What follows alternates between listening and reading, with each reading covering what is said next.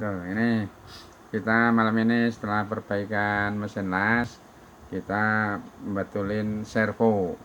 Dengan servo itu sebenarnya susah banget dibetulinnya.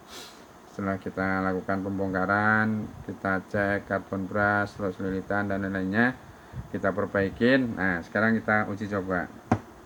Kita kasih tegangan plus 24 volt. Ini servonya bisa bolak-balik. Nah, lihat putarannya. Kok tangannya ada Plus, 3? min. Nah, lihat putarannya arah ke kanan. Kemarin mati total, nggak bisa jalan. Nah, sekarang kita balik polaritasnya.